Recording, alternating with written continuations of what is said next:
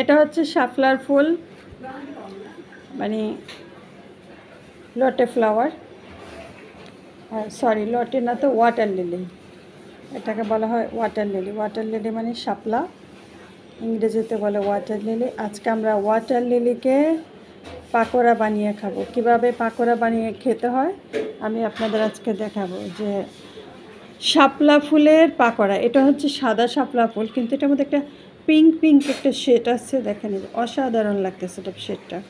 আর ভিতরটা হচ্ছে একদম ইয়েলো কালার, এই যে লাইট ইয়েলো। আর এটার স্মেল তো আপনাদের অনেক স্মেল, আপনাদেরকে আমি বোঝাতে পারছি না স্মেলটা কীরকম। শাপলা ফুলের পাকোড়া, এটা সাদা শাপলা, নীল শাপলা একটা আছে, লাল শাপলা একটা আছে। যে লাল শাপলাটা হচ্ছে বৌদ্ধ ধর্মাবলম্বীদের পূজাতে ইউজ করে, বা অন্যান্য হিন্দুদেরও বিশেষ কোনো পূজাতে তাদের লাগে। শালুক ফুলের লাজ নাই, রাইতে শালুক ফুটে গো, রাইতে শালুক ফুটে, যার সঙ্গে যার ভালোবাসা সেটার শ্বাসটা এটাকে ফেলে দিবেন। এটা তিতা লাগে অনেক সময়, কষকষ লাগে, যেহেতু আয়রন আছে তো এই জন্য এটা কষকষ লাগবে। আর এই যে এভাবে পাপড়িগুলোকে নিয়ে নেবেন, এটাকে ভালোভাবে পানিতে ধুয়ে পরিষ্কার করে তারপর হচ্ছে আমি ডালের বেসন কিংবা ছোলার বেসন বা চালের গুঁড়া বা হচ্ছে ময়দা বা দিয়ে আপনি এটাকে পাকোড়া করতে পারেন। আজকে আমি হচ্ছে বেসন আর ময়দা মিক্স করব, চালের গুঁড়া দেবো না, চালের গুঁড়া দিলে বেশি শক্ত হয়ে যায়। প্রথমে আমি দিয়েছি কিছু কাঁচামরিচ কুচি, তারপরে হচ্ছে পেঁয়াজ কুচি দিয়েছি, আর এখানে সাথে দিয়েছি আমি আজকে হচ্ছে ময়দা। আর বেসনটা দেওয়ার কথা ছিল, যেহেতু বেসন ডিপে ছিল তাই বেসন দিইনি। তারপর হচ্ছে নর্মাল পানি এবং লবণ, সামান্য লবণ দিয়েছি। আপনি যে যেরকম লবণের পরিমাণটা খান সেরকম দেবেন। আর এই যখন আমি দিয়েছি হচ্ছে এটাকে একটা ম্যাগি মশলাটা দিলে একটু অন্যরকম একটা গ্রান হয়, খেতে ভালো লাগে। এভাবে ভালোভাবে মাখিয়ে নেবেন। মাখানোর পরে হচ্ছে তেলটাকে যে আমি দেখে নিলাম গরম হয়েছে কিনা, যেহেতু গরম হয়েছে, গরম হওয়ার পরে তেলের মধ্যে আপনি এটাকে দিয়ে দিবেন ডুবো তেলে। আস্তে আস্তে আস্তে আস্তে ভাজা হবে।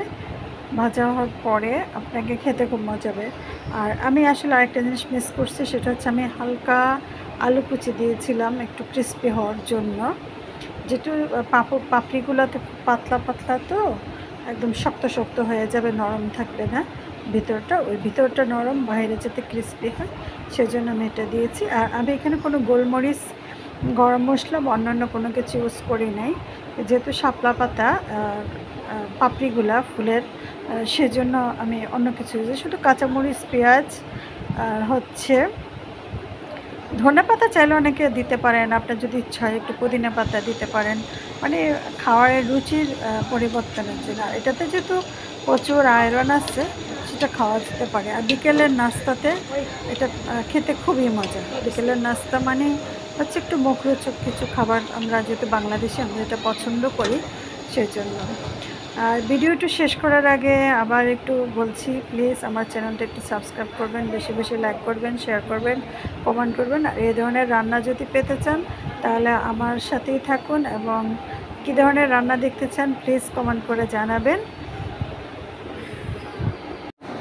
এইভাবে ডুবো তেলে মোচমোচা করে পাকোড়াগুলোকে ভেজে নেবেন, এবং সস দিয়ে বা যে কোনো চাটনি দিয়ে গরম গরম পরিবেশন করুন, খেয়ে দেখবেন খুবই খুবই মজা হবে। আর আপনি যদি চান তাহলে সাথে হয়তো একটু বিট লবণ কিংবা উপরে একটু চাট মশলা অথবা একটু গোলমরিচের গুঁড়া দিয়ে, যারা ঝালটা বেশি পছন্দ করেন তারা খেতে পারেন।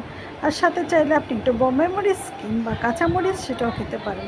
প্লিজ চ্যানেলটি সাবস্ক্রাইব করুন, বেশি বেশি লাইক করুন, শেয়ার করুন।